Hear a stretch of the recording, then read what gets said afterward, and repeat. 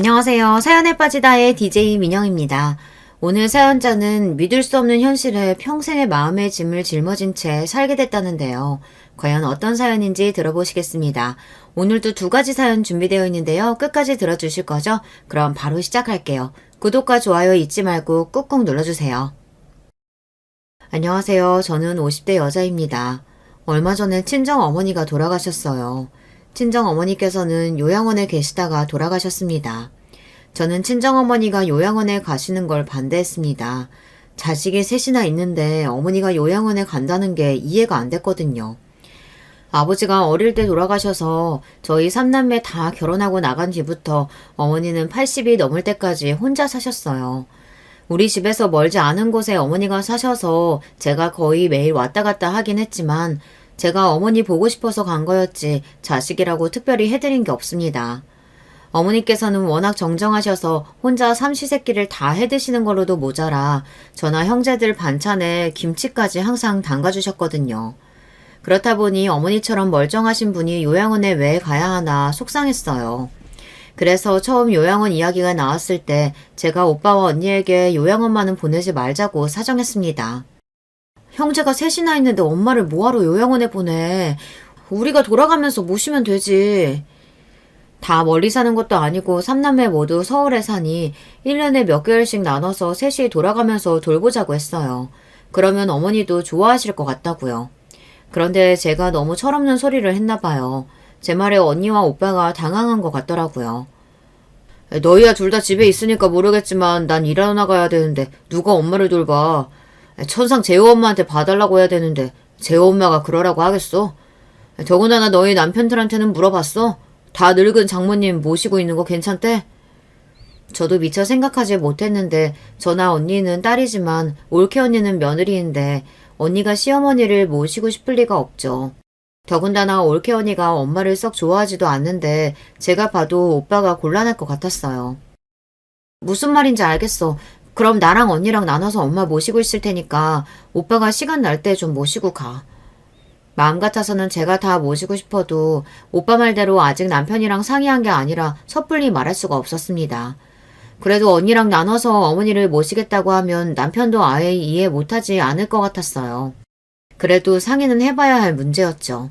사실 저희 시부모님도 두 분 다 연세가 많으신데 시골에서 두 분이 사시거든요. 시부모님 두 분 중 한 분이 돌아가시게 되면 서울로 모시고 와서 살고 싶다고 남편이 은연중에 말한 적이 있었어요. 저도 친정 일에만 나설 수 없었습니다. 그래서 저도 친정 일에만 나설 수가 없었습니다. 그런 와중에 언니도 나서서 한마디 하더군요. 나도 엄마 모시고 싶지 왜 아니겠어. 근데 주영아, 현실적으로 가능하지가 않아.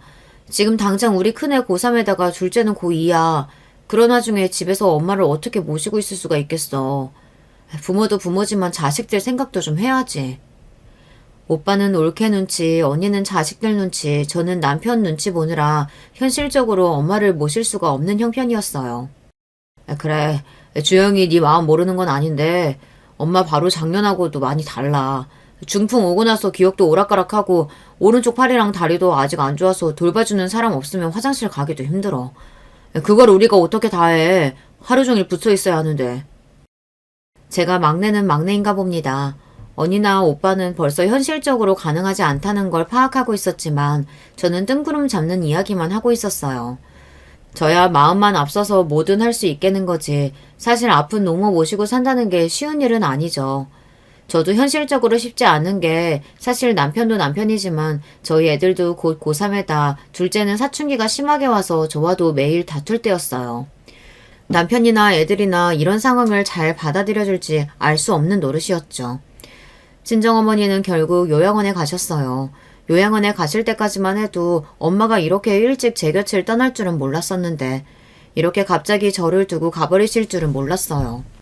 저는 나쁜 딸이에요. 저도 자식이 있는 엄마면서 엄마 마음도 모르고 엄마라는 존재는 언제까지 제 곁에 있어줄 거라고 여기고 이 나이 먹을 때까지도 철딱서니 없이 아무것도 모르는 딸로만 살았습니다. 곁에 계실 때 더 잘했어야 했는데 너무 후회가 돼요. 저희 친정엄마는 평생 고생만 하셨어요. 이제야 좀 호강하면서 사시나 보다 하던 시기에 중풍이 와서 병원에서 고생만 하시다 요양원까지 가게 되신 거예요. 저도 옛날 사람이지만 저희 어머니는 더 옛날 분이시다 보니 이 좋은 세상 누릴 것도 많은데 뭐 하나 즐기지도 못하고 가버리셨어요. 저는 어머니가 돌아가신 지 벌써 반년이 넘었는데도 아직 일상으로 돌아오지를 못하고 있어요. 속상하고 비통한 마음을 어떻게 해소해야 할지 몰라 사연까지 보내게 됐습니다. 저희 어머님은 아들 하나, 딸 둘을 낳으셨어요. 저는 막내딸입니다. 저는 막내딸로서 사랑을 듬뿍 받고 자랐어요. 사실 아버지 돌아가시고 나서 가난하게 사는 동안 나쁜 기억도 많고 힘든 일도 많았는데 어린 시절 받았던 사랑이 너무 커서 제 인생의 원동력이 될 만큼 흘러넘쳐 그 힘으로 어려운 시기를 버티며 살아왔다고 해도 과언이 아닙니다. 사실 제가 국민학교 시절에 친정아버지께서 갑자기 사고로 돌아가시는 바람에 집안이 휘청했어요. 아버지가 돌아가시기 전까지는 사업을 크게 해서 가난이라고는 모르고 살았었는데 아버지가 돌아가시면서 가세가 확 기울었습니다. 저를 넘치게 사랑해주신 아버지가 돌아가셨다는 것만으로도 너무 힘들었는데 아버지가 사업하며 받은 빚들까지 문제가 생겨 졸지에 집까지 쫓겨나 거리에 나앉게 생겼었죠. 그때부터 우리 가족은 모두 고생뿐이 열리기 시작했어요. 그전까지 자식들 키우느라 일이라고는 해본 적 없는 어머니는 졸지에 가장이 돼서 돈 되는 일이라고는 뭐든 하러 다녀셨습니다. 새벽에 일어나 새벽 시장에 나가 일하시고 점심부터 저녁까지 식당에서 일했어요. 당시에 대학을 다니던 오빠도 다니던 대학을 그만두고 군대에 입대해버렸습니다. 그럴 수밖에 없었던 게 집을 날리고 갈 곳이 없어서 갑자기 이모네 집에 얹혀 살게 됐어요. 당시에 이모도 형편이 좋지 않은 와중에 우리 집 사정이 딱해 방 하나 딱 내어준 거라 저와 엄마, 언니 쓰기도 좁다 보니 오빠는 급한 대로 군대에 가기로 결정한 거예요. 입 하나라도 줄이는 게 이모나 이모부에게 눈치가 덜 보이니까요. 언니는 사정이 더 안 좋았어요. 당시에 고등학생이었는데 고등학교 다니다 말고 학교를 그만뒀어요. 언니는 한 푼이라도 더 벌겠다고 공장에 취직했습니다. 어머니랑 오빠가 그래도 고등학교 졸업은 해야 한다고 했는데도 언니는 공장에 취직한 지 반년 만에 기숙사에 자리가 났다면서 언니까지 나갔습니다. 결국엔 어머니랑 저만 이모네에 남게 됐죠. 어머니는 새벽에 일하러 나가 밤늦게 되어서야 돌아오셨기 때문에 학교 끝나고 집에 돌아오면 저와 이모네 식구밖에 없었어요. 이모가 대놓고 저에게 눈치를 준 건 아니었지만 확실히 어머니가 계실 때와 저 혼자 있을 때랑은 저를 대해주시는 게 달랐어요. 한 번은 이런 적이 있었습니다. 제가 학교에 끝나고 저녁때가 돼서 집에 갔는데 아무도 안 계셨어요. 배가 고파서 냉장고를 열어봤는데 아무것도 없더라고요. 저는 혼자 라면이라도 끓여 먹을까 했는데 금방 이모가 오실 것 같아 좀 기다리기로 했습니다. 전에도 한번 학교 갔다 와서 배가 고파서 혼자 라면 먹다가 이모에게 혼난 적이 있거든요. 너는 좀만 기다리면 이모가 와서 금방 저녁 차려줄 텐데 그걸 못 참고 라면을 먹고 있어? 그래놓고 너희 엄마한테 이모가 밥 안 줘서 라면 먹었다고 그럴 거 아니야. 저는 아무 말도 하지 않았는데 이모는 인상까지 쓰시면서 제가 엄마한테 이간질이라도 한 것처럼 구셨습니다. 그날 이후로는 저도 모르게 괜히 주눅이 들어 이모며 이모부며 눈치를 봤어요.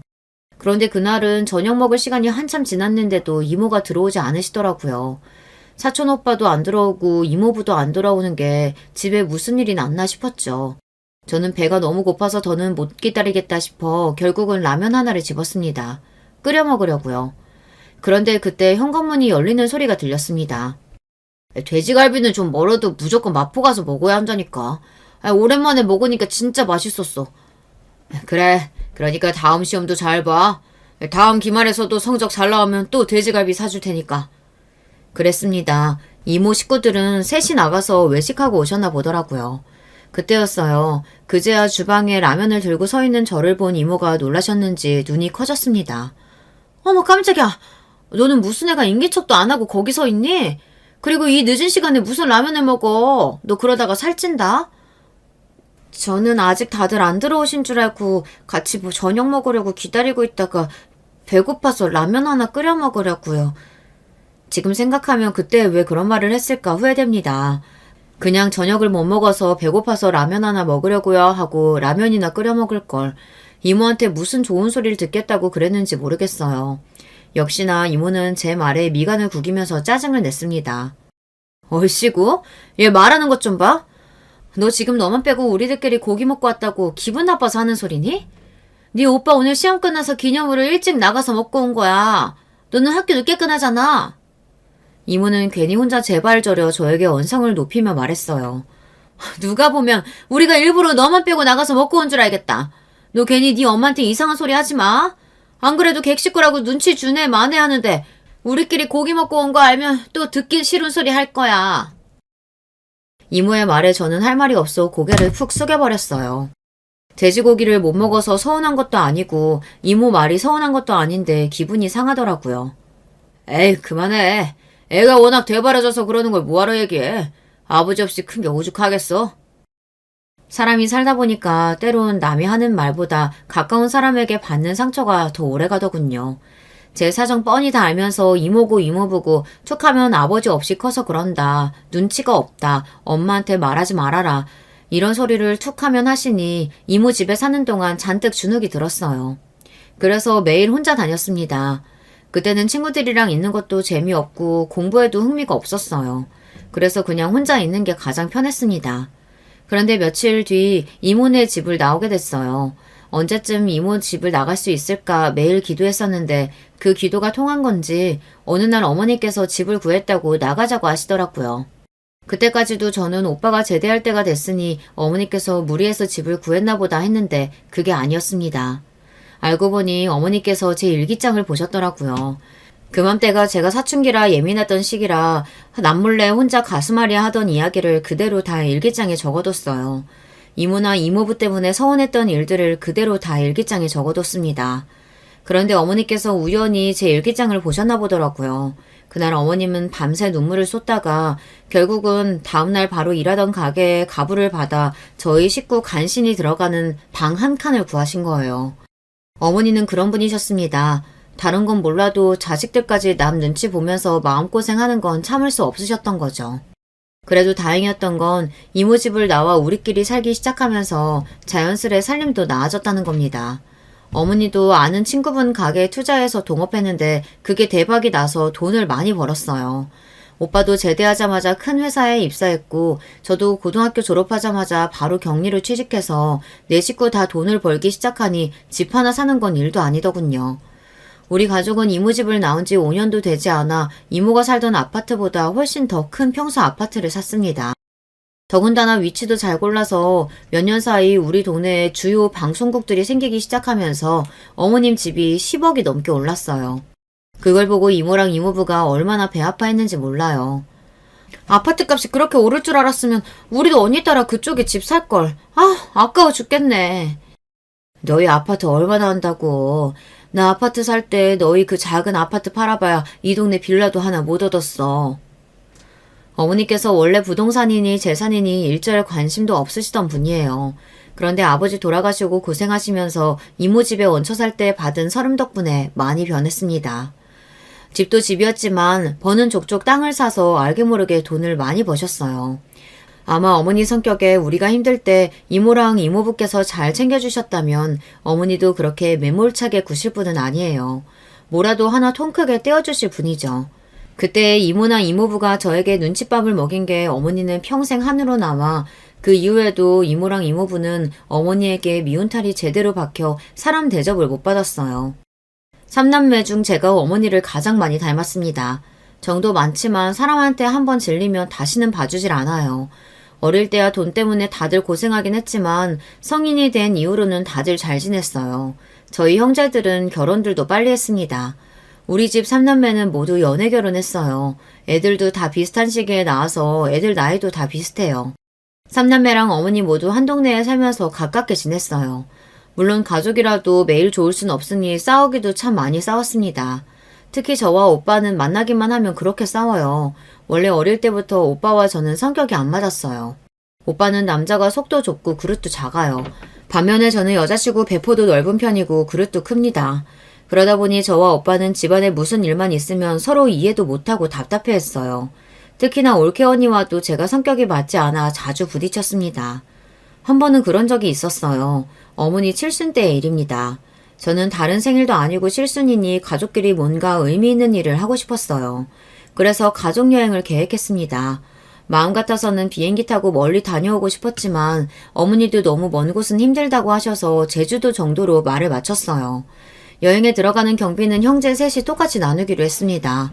그래도 셋 중에 제가 막내다 보니 숙소 예약이나 여행 일정은 제가 대략 짰습니다. 그런데 뭘 결정할 때마다 오빠가 자꾸만 토를 달더라고요. 네가 말한 숙소도 좋은데 우리끼리 지내기엔 너무 비싸지 않아? 너희 올케가 알아본 숙소도 네가 알아본 데보단 좀 작아도 우리 식구 지내기엔 괜찮을 것 같은데. 이왕 어머니까지 모시고 가는 거 저는 좀 좋은 곳으로 가고 싶어 규모가 좀 있는 곳으로 예약하기는 했습니다. 그렇다고 오빠가 말한 다른 숙소보다 그렇게 비싸지도 않아요. 고작 1, 20만 원 차이였습니다. 그걸 가지고 오빠는 저에게 자꾸만 잔소리를 했어요. 너무 비싸다고요. 그리고 네가 짠 일정에 들어가는 식당들도 그래. 아무리 제주도가 물가가 비싸다고 해도 저렴하고 좋은 데도 많은데 너무 비싸고 유명한 식당만 예약한 거 아니야? 너희 올케가 보더니 다 인기 많은 데라 줄 서야 하는 거 아니냐고 하던데 엄마 힘들어서 줄 서겠냐? 오빠는 말끝마다 올케 언니 이야기를 했어요. 오빠가 제 계획이 마음에 안 드는 것처럼 이야기하긴 했지만 결국은 올케 언니 마음을 전하는 거였죠. 오빠랑 올케 언니 마음은 알겠는데 엄마 칠순 아니면 우리가 또 언제 다 같이 여행을 가겠어. 이왕 가는 거 좀 좋은 곳으로 모시고 가자. 엄마 연세도 있는데 또 언제 제주도로 가보겠어. 제가 과하게 구는 건 줄 몰라도 칠순에 이 정도는 써야 한다고 생각했어요. 제 마음 같아서는 북유럽이라도 한번 갔다 오고 싶었는데 그때도 오빠가 무슨 북유럽이냐며 손사래를 쳐서 포기한 겁니다. 그렇게 어렵사리 제주도에 가서 오빠와 저는 또 싸웠어요. 오빠와 싸울 일은 아니었는데 저와 올케 언니가 자꾸만 티격태격하게 되면서 결국은 오빠와 싸우게 됐어요. 시작은 올케 언니 때문이었습니다. 숙소에 도착하자마자 올케 언니가 혼자 자꾸만 궁시렁거렸어요. 숙소라고 별로 좋지도 않구만. 이게 어떻게 100만 원이래? 아유, 돈 낭비도 이런 돈 낭비가 없네. 에이, 방이 4개 이렇게 넓은데 2박에 100만 원이면 싼 거지. 내가 보기엔 너무 잘 골랐네 뭐. 언니까지 제 편을 드니 올케 표정이 순간 차갑게 굳었습니다. 그러더니 무슨 어린애처럼 징징거렸어요. 제가 고른 데는 이 방이랑 똑같은데 2박에 90만 원도 안 했다니까요. 올케는 참 눈치가 없어요. 굳이 좋은 분위기를 망치는 데에 도가 텄습니다. 올케 한마디에 기분 좋게 짐을 풀던 가족들이 다들 입을 다물었어요. 어머님마저 괜히 저희 눈치를 보셨죠. 아이고 생일 별것도 아닌데 괜히 어머니 때문에 비싼 데로 왔나 보다. 어머니까지 돈 얘기를 하시니 저는 순간 짜증이 났습니다. 돈 10만 원 때문에 굳이 이런 말을 해야 하나 싶어서요. 언니가 말한 숙소는 수영장도 없고 주변 볼거리라고는 없잖아요. 여기는 조식도 포함인데다가 수영장까지 있어요. 그냥 10만 원 더 주고 여기 오는 게 훨씬 더 이익이라고요. 올케 하는 짓이 너무 얄미워서 저도 모르게 순간 욱했습니다. 마음 같아서는 그렇게 싫으면 올케는 그냥 가라고 하고 싶었어요. 어머, 누가 뭐래요? 고모는 왜 그렇게 욱하고 그래요? 누가 보면 이 호텔에서 무슨 돈이라도 받은 줄 알겠네. 여기 어머, 온스풀도 있고 안마기도 있네. 너무 좋다. 올케는 항상 저런 식이에요. 얄밉게 자기 할 말은 다 하면서 꼭 나중에는 발 빼고 들어가죠. 한마디 더 하고 싶었지만 좋은 날이니 그냥 그러려니 하고 넘어갔습니다. 그런데 그 정도는 예교편에 불과했어요. 그 이후 2박 3일 동안 올케는 사사건건 제 심기를 건드렸습니다. 밥을 먹으러 가든 구경을 하러 가든 제가 짠 동선이 다 마음에 안 든다는 투였죠. 제가 한 달 전부터 최단거리로 동선을 짜서 유명한 식당이라는 식당을 다 알아봤어요. 유명 후기며 블로그까지 다 찾아가며 실제로 제주도민들이 인정하는 맛집으로만 엄선한 겁니다. 그런데도 올케 언니는 가는 데마다 짜네, 싱겁네, 꼬투리를 잡더니 구경 갈 때마다 이런 걸 꼭 봐야 하느냐고 토를 달았어요. 처음엔 저도 몇 번 받아줬습니다. 정말 재미없어서 하는 소리일 수 있으니까요. 그런데 흑돼지 전문점에서 저도 터져버리고 말았습니다. 그 전에 물놀이하고 씻고 나와서 다들 배고픈 와중이었는데 식당에 들어서자마자 제주도 와서 흑돼지는 너무 흔하지 않냐면서 되지도 않는 소리를 하더라고요. 나는 하루 종일 삼시세끼 다 챙겨 먹으라니까 너무 배부른데 고모들은 이 흑돼지가 또 들어가요? 아무튼 다들 잘 먹는다니까. 내가 제주도 와서 흑돼지를 또 먹게 될 줄이야. 너무 뻔하다 뻔해. 저도 하루 종일 어머니 챙기랴 식구들 챙기랴 피곤해 죽겠는데 자꾸 옆에서 아무것도 안 하면서 입으로만 침을 치니 재수가 없더라고요. 그래서 참다 한마디 했습니다. 올케 언니는 음식만 나오면 다른 사람 안 챙기고 무조건 자기 입으로 들어가면서 꼭 먹기 전에 배부르다고 안 먹는다고 하더라. 왜 그러는 거예요, 도대체? 그냥 습관적인 거예요? 올케 언니가 음식을 먹을 때마다 하는 특유의 말이 있어요. 자기는 항상 입이 짧대요. 그러면서 옆에 애들이 있건 시어머니가 있건 일절 챙기지도 않고 무조건 자기부터 먹어요.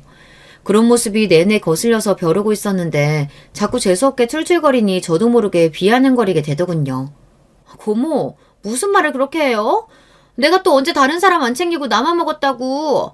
나 입 짧은 거 몰라서 그래요? 내가 먹어봐야 얼마나 먹는다고.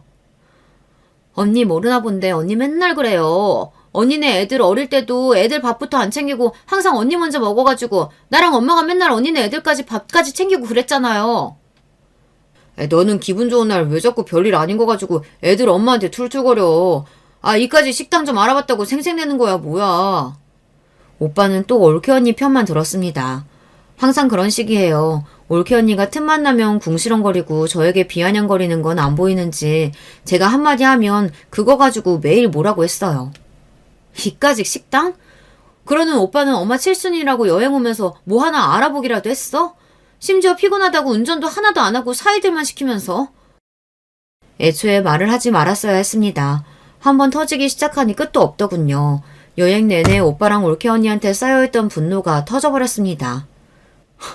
야, 내가 운전 좀 안 할 수도 있지. 네 남편 운전 좀 시켰다고 그게 그렇게 마음에 안 들었냐? 운전 좀 시킨 수준이 아니었어요. 식구가 많다 보니 렌트를 2대 빌려서 갔어요. 형부랑 언니가 탄 차는 언니가 운전하다 보니 둘이 번갈아 운전했습니다. 하지만 저희가 탄 차에는 남편이랑 오빠만 운전할 수 있었어요. 그런데도 제 남편이 무슨 가이드도 아니고 이틀 내내 이동하는 동안 저희 남편에게만 운전을 시켰습니다. 제가 오빠에게 대놓고 운전 좀 하라고 말했는데도 본인이 너무 피곤하다고 못하겠다고 했어요. 오빠가 운전만 안 했어? 여행 와서 이틀 동안 아무것도 안 하고 누워만 있었잖아. 오빠가 뭔데? 상전이야? 어려서부터 장남이라고 어머니가 오냐오냐 상전으로 키우기는 했지만 아무리 그래도 다 늙어서 사람이 눈치가 있어야죠. 이틀 동안 운전도 운전이었지만 정말 손 하나 까딱 안 했어요. 뭐? 이게 말이면 단줄하나. 어디서 버릇없이 오빠한테 따박따박 말대꾸야. 아이고, 남의 식당에서 뭐 하는 거야? 그만 대 못해? 너희는 어쩜 다 커서도 그렇게 쌈박질이냐? 어머니의 말씀에 그제야 저와 오빠는 둘 다 진정했습니다. 그제야 정신이 차려졌어요. 그 정도로 오빠와 저는 성격이 잘 맞지 않습니다. 물론 올케 언니 때문이기도 했지만 오빠와도 원래 잘 맞지 않아요. 핏줄이니까 보고 사는 거지 아마 사회에서 만났으면 상정도 안 했을 거예요. 어려서는 뭘 몰라서 그런 줄 알았어요. 그래서 시간이 지나면 좀 나아질 줄 알았는데 나이가 든다고 해서 달라지는 게 아니더군요. 오빠와 저는 애초에 가까워질래야 가까워질 수 없었어요. 그 이후로도 집안에 크고 작은 문제가 생길 때마다 오빠와 저는 항상 부딪혔습니다. 한 번은 그런 적이 있었어요. 어머니께서 요양원에 가시고 난 뒤 첫 번째 명절이었습니다. 딸로서 그냥 넘어간다는 게 마음에 걸려 아버지 제사 음식을 하면서 요양원의 직원들 좀 드시라고 전이랑 나물을 좀 챙겼습니다. 명절날 요양원에 면회라도 가려고요. 나 애들 아빠랑 내일 엄마 보러 요양원 잠깐 갔다 오려고 하는데 오빠랑 올케 언니도 별일 없으면 같이 갈래요? 큰언니네 형부가 장남인데다 시댁이 부산이라 명절이면 항상 일찍부터 부산에 내려갔다가 명절이 끝날 때가 돼서야 올라와요. 어머니가 요양원에 가시기 전에는 당연히 어머니 댁에서 지냈지만 그 이후로 아버지 제사는 오빠랑 제가 지내요. 그마저도 오빠는 올케 언니 눈치 보느라 말도 못해서 음식 준비는 제가 해서 아침마다 오빠네 가지고 갑니다. 남편은 제 속도 모르고 괜히 궁시렁거리지만 저는 차라리 이게 속 편해요. 형님네가 장남이고 맏며느리면 음식이든 제사든 알아서 해야 되는 거 아니야? 어떻게 매번 우리가 준비해서 가져가야 돼? 요즘 세상에 장남이니 맏며느리니 그런 게 어딨어. 상황 되는 사람이 하는 거지. 어머님 아버님 돌아가시면 내가 다 알아서 제사상 차려드릴 테니까 괜히 속 시끄럽게 궁시렁거리지 말고 운전이나 해. 남편도 그럴 때 보면 남이에요. 자기 집 일 아니라고 그거 짐 좀 들어주고 운전 좀 해준다고 어지간히 말도 많습니다. 저도 남편 말대로 오빠가 알아서 하면 마음 편하죠. 하지만 오빠만 자식이 아니고 저도 자식인데 1년에 한 번 상 차리는 거 가지고 딸로서 투덜거리고 싶진 않았습니다. 오히려 제 손으로 정성스레 차릴 수 있어서 좋아요. 어차피 오빠네랑 집도 가깝고 우리 아버지 제사인데 딸인 내가 하는 게 당연하다라고 생각하면 마음이 더 편했어요. 그런데 제사고 음식이고 다 떠나서 집에 무슨 일이 있을 때마다 올케 언니를 만나면 그냥 기분이 잡쳤습니다. 사람이 참 이상해요. 오빠랑 결혼하고 가족이 된 지가 언젠데 아직도 올케 언니를 보고 있으면 사람이 참 생각이 짧고 밉상이다 싶습니다. 올케 언니가 시집와서 아버지 제사 같이 지낸 지가 30년이 다 돼가요. 물론 그동안 음식은 어머니랑 제가 다 알아서 하긴 했지만 그래도 올케 언니도 옆에서 보고 도우면서 배운 세월이 있습니다. 그런데 항상 제가 음식을 해서 가져가면 그제야 오빠를 시켜 제기랑 상을 꺼내요. 그러고는 세워라 내워라 앉아서 제기만 닦습니다. 원래 사람이 부지런하지가 않아요. 엉덩이도 무거워서 보고 있는 사람이 답답해 그냥 제가 하고 맙니다. 일 못하는 건 그렇다고 쳐요. 일머리가 없어서 그러는 건데 제가 손이 언니한테 뭐라고 할 수는 없으니까요. 그런데 진짜 싫은 건 말버릇입니다. 명색이 시댁 행사인데 가족이 모이기만 하면 올케 언니는 옛날 일을 이야기하며 자기 하소연만 해요. 무슨 본인이 대단한 시집살이라도 당한 것처럼 구는데 정말 꼴보기도 싫습니다. 그날도 어김없이 저랑 오빠는 음식을 다시 데우느라 정신이 없어 죽겠는데 올케 언니는 눈치 없이 가만히 앉아서 제기만 만지작만지작 거리며 듣기 싫은 소리를 떠들어댔어요. 아유, 내 팔자야. 내 나이 내일 모레면 환갑인데 얼굴도 모르는 시아버지 제사상을 아직도 차리고 있네. 올케 언니가 저에게 들으라는 듯 대놓고 중얼거리는데 정말 혈압이 확 오르더라고요. 도대체 본인이 제사상을 차리기는 뭘 차린다고 저런 소리를 하는지 모르겠어요.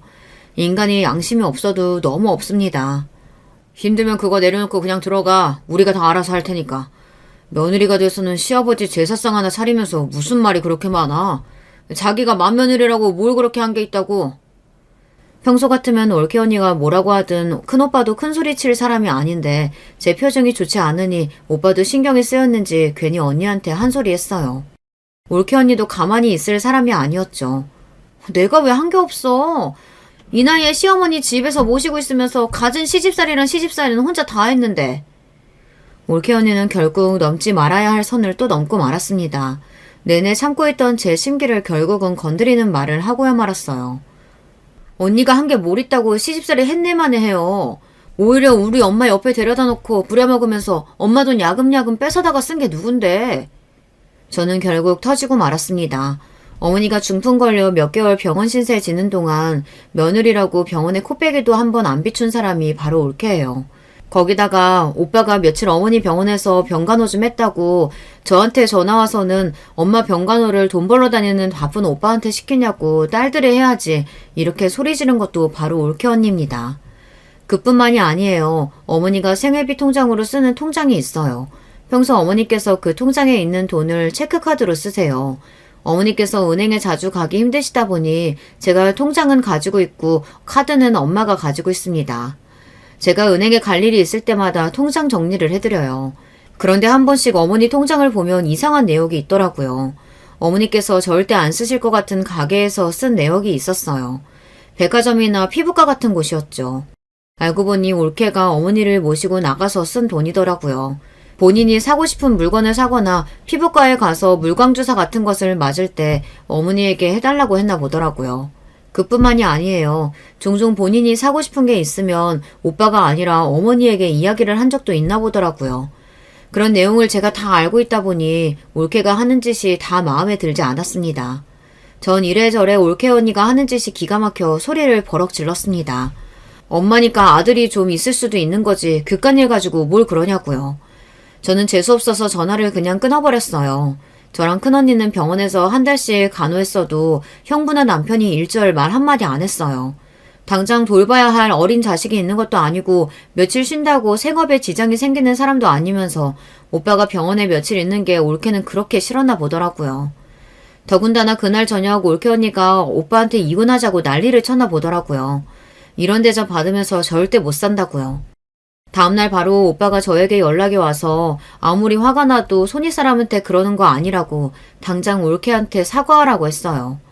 저는 올케의 행동에 괘씸했지만 오빠가 하는 말에도 서운해서 한참을 씩씩거렸어요. 제 오빠지만 정말 쪼다 같아요. 아버지 제삿날도 마찬가지였어요. 제 말이 끝나기 무섭게 얼굴이 빨개진 쪼다 오빠가 또 나서더군요. 너 무슨 말을 그렇게 해? 엄마 요양원 가기 전에 애들 엄마가 엄마 모시고 있으면서 얼마나 고생을 많이 했는데. 오빠의 말에 저는 너무나 황당해서 입이 다 벌어졌습니다.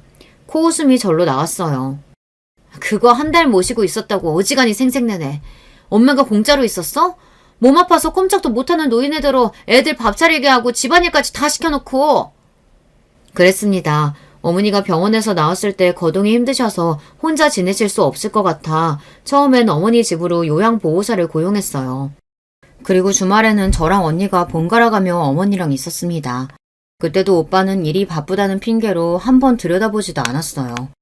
그러다가 요양보호사가 그만두겠다고 해서 다른 요양보호사를 알아보고 있었는데 오빠가 제일 먼저 요양원 이야기를 꺼냈습니다. 올케 언니가 잘 아는 사람 시어머니도 최근에 요양원에 갔는데 괜찮은 곳이 있다고요. 저는 끝까지 요양원에 보내고 싶지 않아 차라리 제가 모시겠다고 반년만 어머니를 모시고 있었어요. 남편도 참다 3개월이 넘어가니 불편해하면서 자꾸만 저와 싸우게 되더라고요. 그 이야기를 언니에게 했더니 언니도 안 되겠다 싶었는지 바로 언니가 어머니를 모시고 가서 또 반년을 모셨어요. 그렇게 1년을 저와 언니가 번갈아 모셨습니다. 그러던 중 언니네 조카가 고3이라 신경 쓸 일이 많다 보니 언니가 오빠에게 부탁했나 봐요. 당분간은 오빠가 좀 모시고 있으라고요. 오빠는 옳게 눈치 보인다고 아무래도 요양원에 보내야 할 것 같다고 강력하게 주장해서 요양원을 알아보는 동안 고작 한 달 오빠랑 옳게 언니가 모시고 있었던 거예요. 그것도 한 달도 채 안 돼요. 그래놓고 본인이 모셨네 어쩌네 하는 겁니다. 그것도 심지어 저랑 언니가 매주 어머니를 모시고 재활에 다닌 덕분에 어머니 상태가 많이 좋아지셔서 고동이 될 때 오빠네로 가신 거예요. 그전에는 거동도 힘들어서 집에서도 저나 언니가 간신히 부축해드려야 움직일 수 있었거든요. 더군다나 어머니가 오빠네 있을 때 걱정이 돼서 제가 전화하면 항상 어머니 혼자 집에 계시거나 어머니가 조카들 밥을 차려주고 있었어요. 심지어 몸도 성치 않은 분이 빨래도 돌리고 청소도 하고 계셨어요. 어머니 성격상 본인이 눈치가 보여서 한 일이겠지만 저는 그것마저도 안타까워 주말에는 아예 우리 집에 모시고 온 적도 있습니다. 며느리랑 있는 것보단 딸이랑 있는 게 훨씬 나으니까요. 그런 걸 제가 뻔히 다 알고 있는데 자꾸만 본인이 대단한 시집살이라도 한 것처럼 군이 짜증이 확 나더군요. 어머 고모, 서운하게 무슨 소리를 그렇게 해요? 누가 보면 진짠 줄 알겠네. 어머님이 괜히 며느리 눈치 본다고 애들 챙기고 집안일 하시는 걸 제가 어떻게 말려요? 그것뿐만이 아니에요. 어머니가 요양원에 가기로 결정되고 나서 어머니가 살던 집을 내놨어요. 그 집이 팔리면 그 돈의 일부를 요양원비로 빼놓고 나머지는 자식 셋이 나눠 가지라고 하셨죠. 저나 형제들은 지금 당장 중요한 돈이 아니니 어머니를 조금이라도 더 좋은 요양원에 모시려고 이것저것 까다롭게 알아보고 있었습니다. 비용이 좀 비싸도 시설이 좋은 곳으로 모시려고요. 그 와중에 올케 언니는 그 돈이 욕심났는지 툭하면 부동산에 가서 집 왜 안 나가느냐고 부동산 사장님을 닥달했대요. 부동산 사장님이 얼마나 기가 막혔으면 저한테 그런 소리를 다 하더라고요. 며느리는 확실히 남이라고요.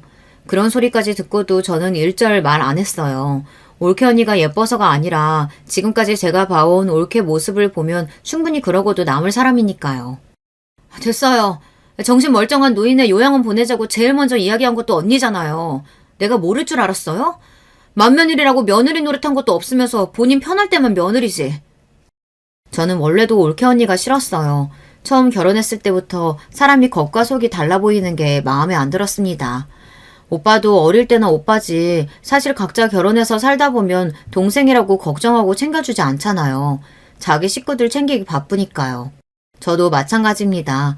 저도 저희 식구 챙기느라 오빠 걱정할 정신이 없었어요. 그런데 올케 언니가 어떤 사람인진 중요하지 않았습니다. 오빠랑 둘이 알아서 살면 그만이었죠. 그런데 이제는 아닙니다. 올케 언니는 제가 생각한 것보다 훨씬 더 문제가 있는 사람이었어요. 사실 제가 올케 언니를 이렇게 싫어하는 이유가 있어요. 그래도 아직 오빠 아내이고 제 조카들의 어머니이니 이런 식으로 말하고 싶진 않았지만 올케 언니는 나쁜 년이에요. 사실 어머니가 돌아가셨을 때 일이 좀 있었어요. 어머니가 요양원에서 돌아가신 당일 제가 믿기지 않는 전화를 받았습니다. 보호자님, 놀라지 마시고 들으세요. 어머니께서 돌아가셨습니다. 순간 저는 귀와 머리가 동시에 멍해졌어요. 아주 잠깐 동안은 아무 소리가 들리지 않은 것 같았어요. 그런데 그때 요양보호사가 이야기를 하는데 순간 정신이 번쩍 뜨였습니다. 이런 이야기 드리기 조심스럽지만 오늘 오전에 환자분 며느님이 면회 신청을 하셔서 다녀가셨는데 그 직후에 갑자기 돌아가셨어요. 저는 제 두 귀로 듣고도 믿기지 않아 말문이 턱하니 막혔습니다. 저는 애써 정신을 차리며 그게 무슨 소리냐고 되물었어요. 그러자 요양보호사는 저를 진정시켰어요. 우선 다른 가족들께 연락부터 드리시고 빨리 요양원으로 오세요. 어머님 곁에 있어 주셔야죠. 요양보호사의 다급한 목소리를 듣고 나서야 어머니가 돌아가셨다는 게 실감이 난 저는 그 길로 남편과 요양원으로 향했습니다.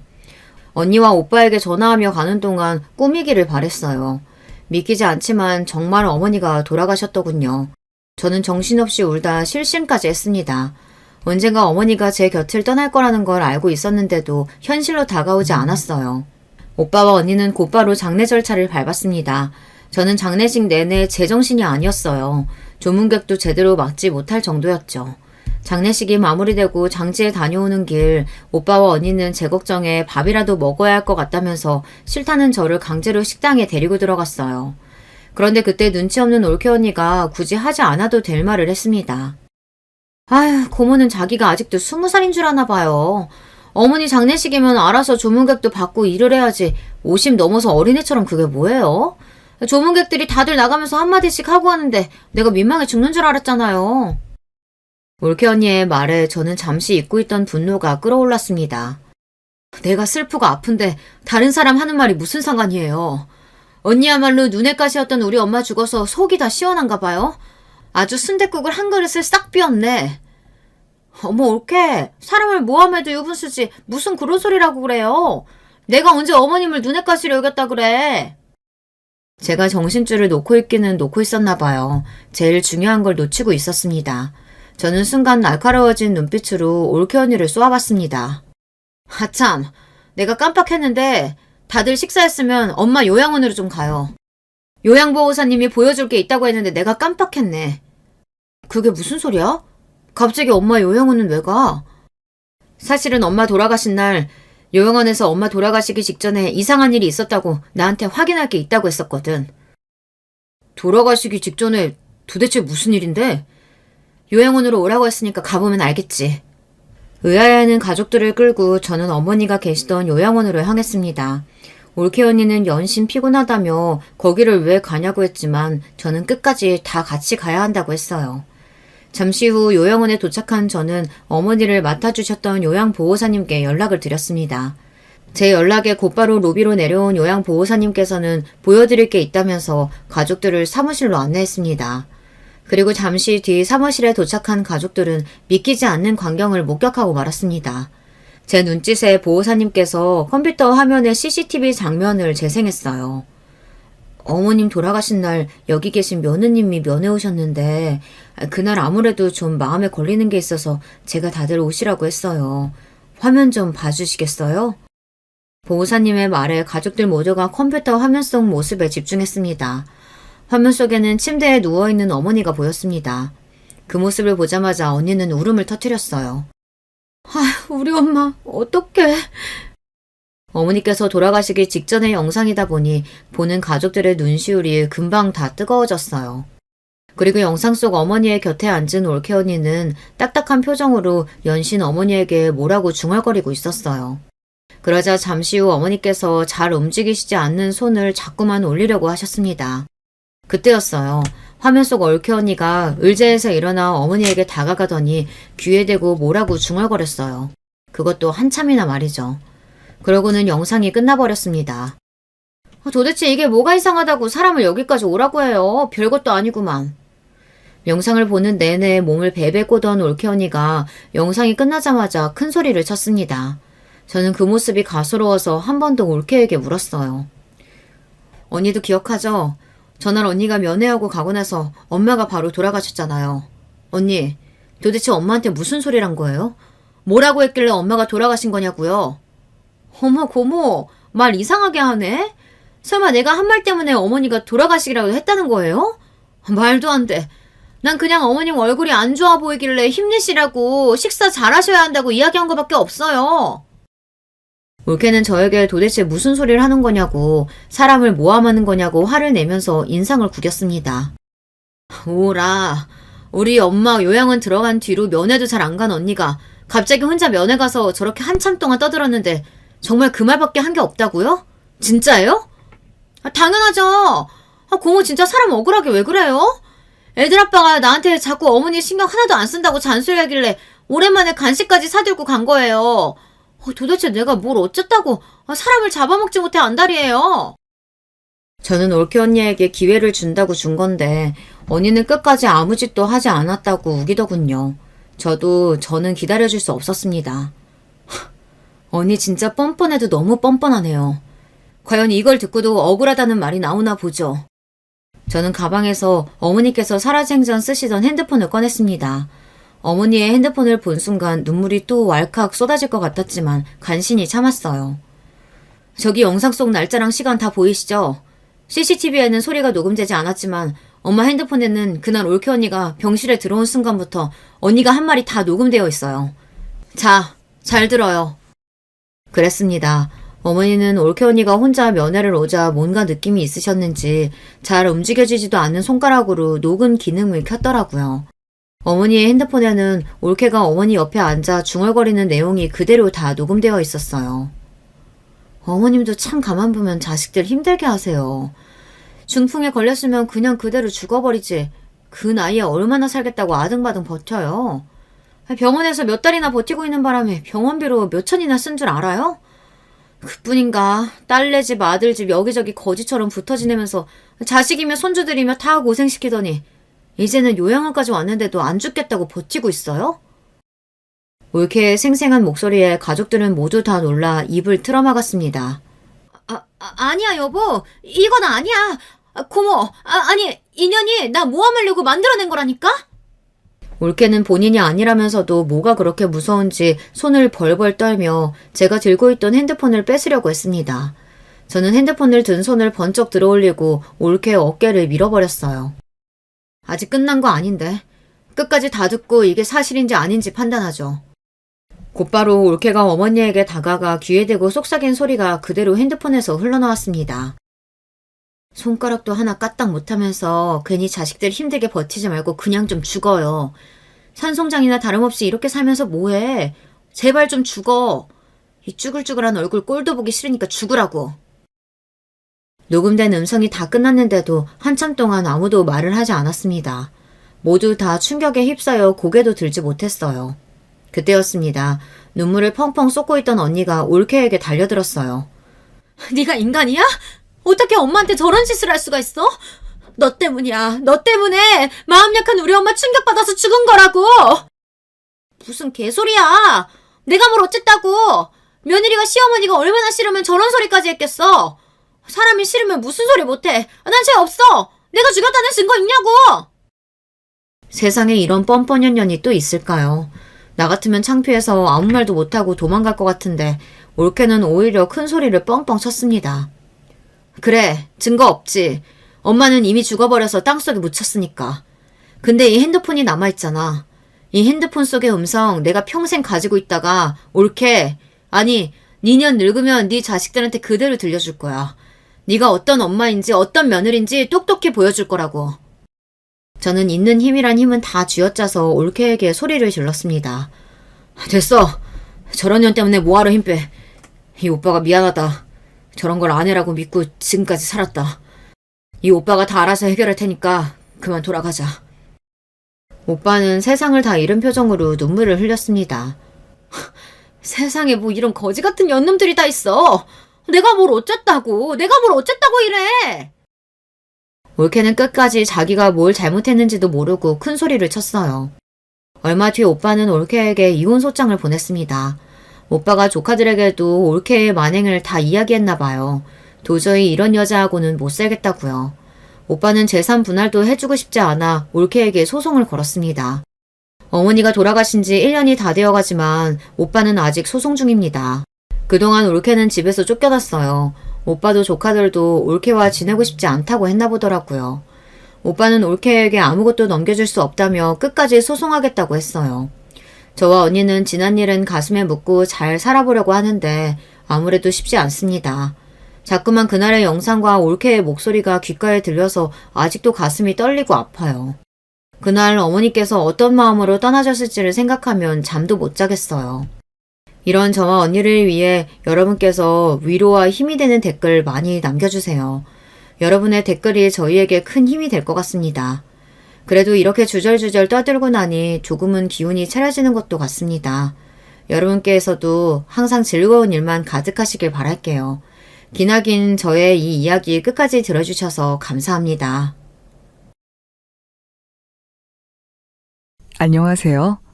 사연 틀어놓는 걸 정말 좋아하는 애청자가 오늘은 사연 신청자로 나서보았네요. 저는 장성한 아들 3명을 둔 엄마입니다. 제가 결혼을 조금 일찍 한 편이었는데 우여곡절이 참 많았죠.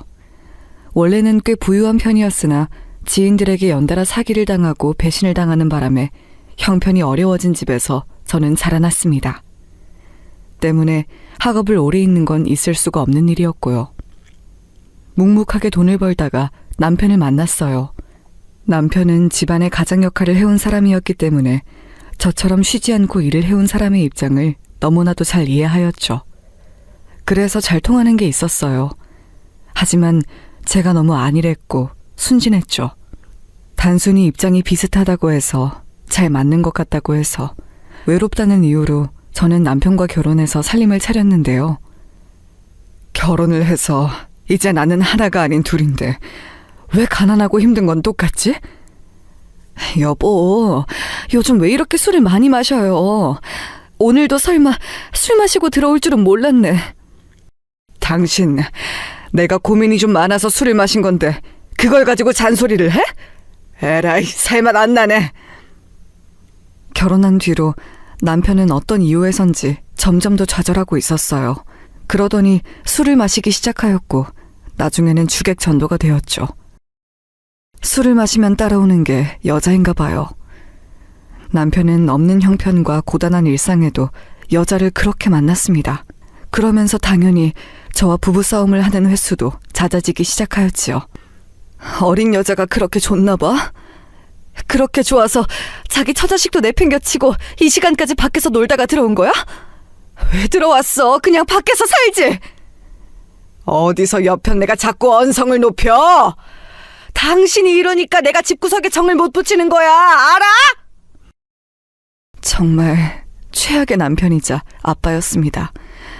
좁은 집, 어렸던 새 아들은 부모가 싸우는 상황에 오금이 지릴 정도로 두려워졌는지 몸을 달달 떨었었죠.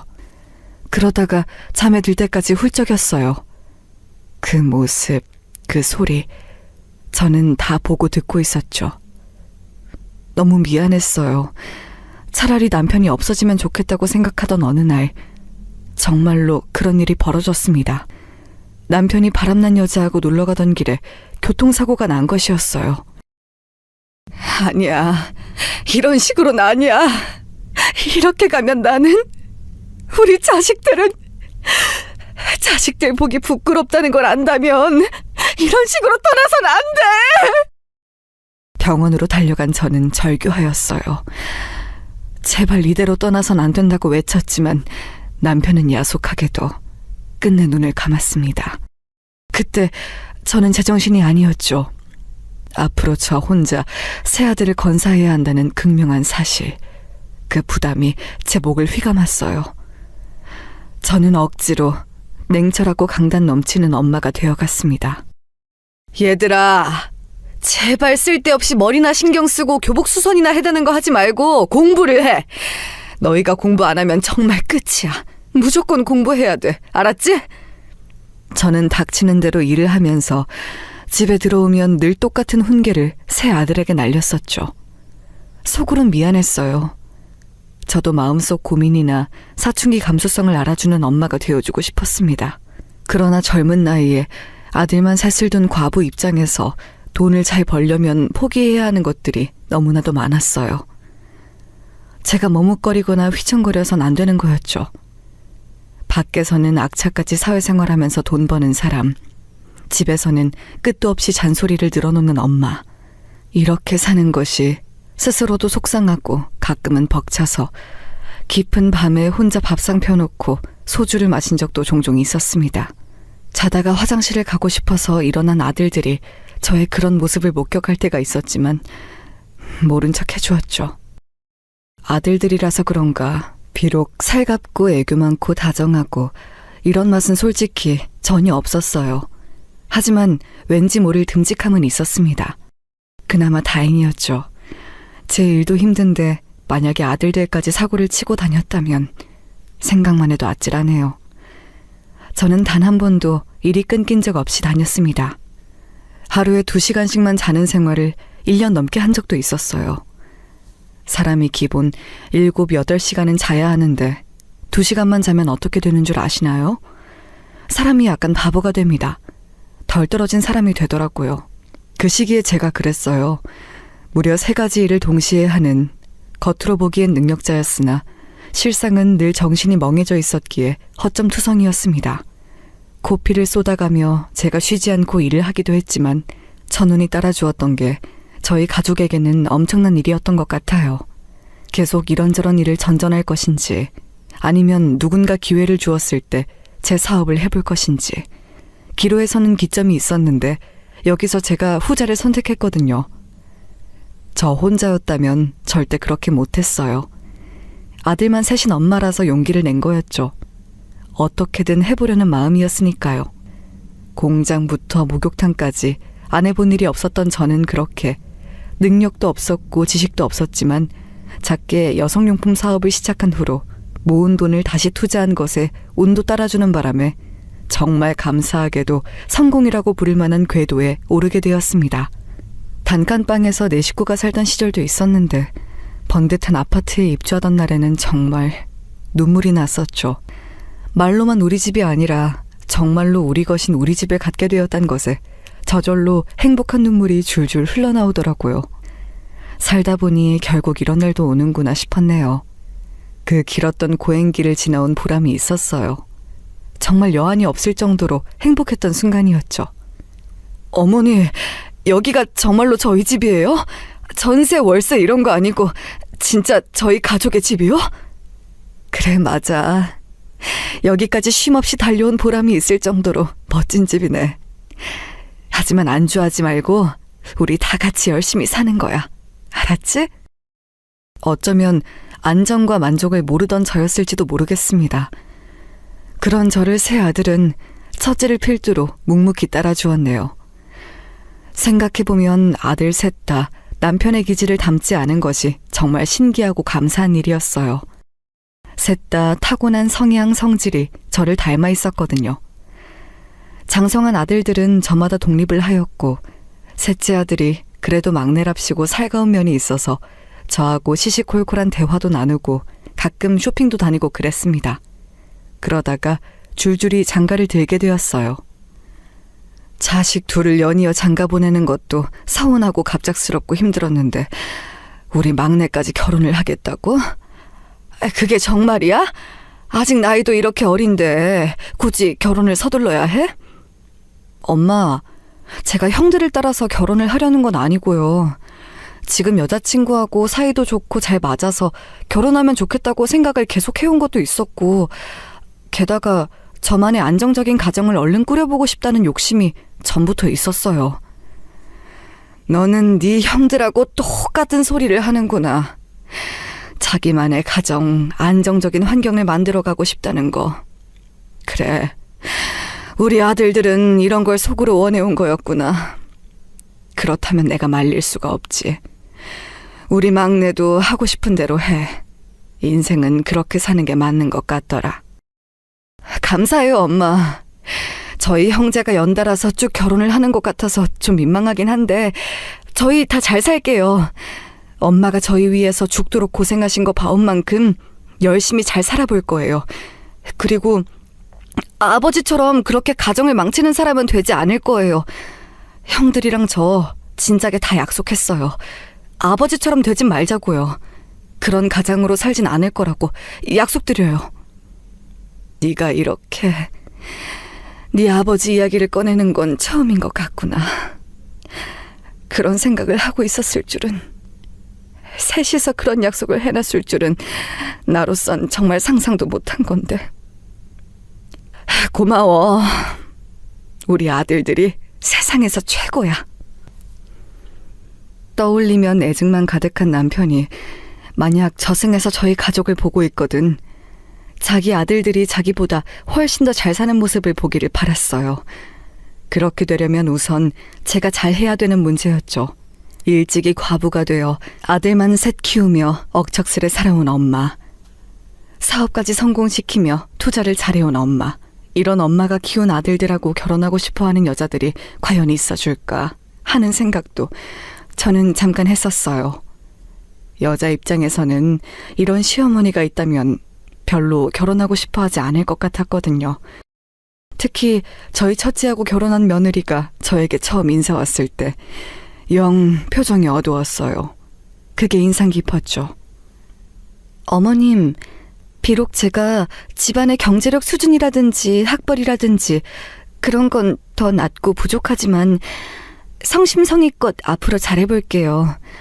혼자 삼형제를 키워내신 분이라면 제가 발끝도 못 따라갈 것 같지만 노력은 해보겠습니다. 그렇게 부담은 안 가져도 되는데요. 부부의 연을 맺은 당사자 두 사람끼리만 잘 지내면 나는 그것으로 만족해요. 다른 건 안 바라요. 아니에요, 어머님. 굳이 애써 그렇게 말씀 안 해주셔도 돼요. 제가 앞으로 제 나름의 최선을 다해볼게요. 너무 주눅이 들어있어서 제가 당황하기도 했었네요. 새 아들이 별로 말수 많지 않은 걸 보면 사람들이 저의 스타일도 대략 짐작을 하던데 저 역시도 말이 원체 많지 않아요. 과묵하다고 할 수 있었네요. 괜히 말을 얹어서 화근을 만들 바에는 아예 말을 시작 안 하는 게 낫다는 주의였고요.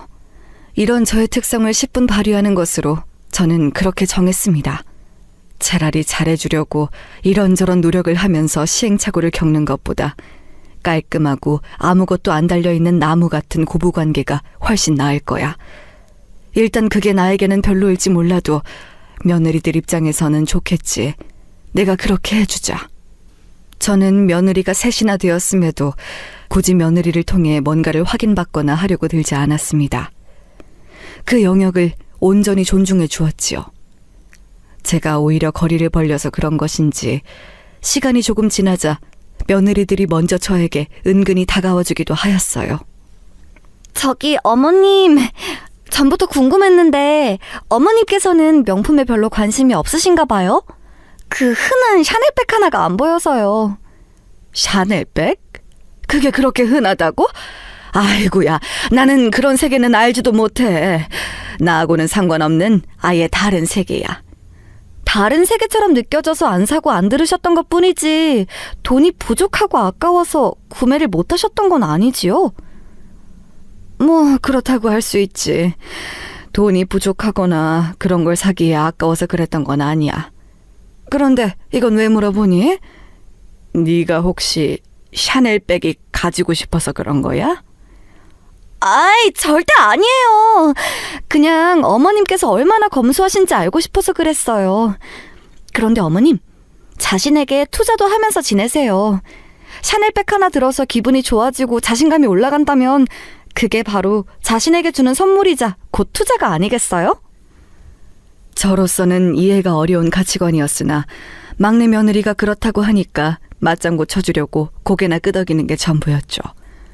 그러면서 내심 생각했었어요.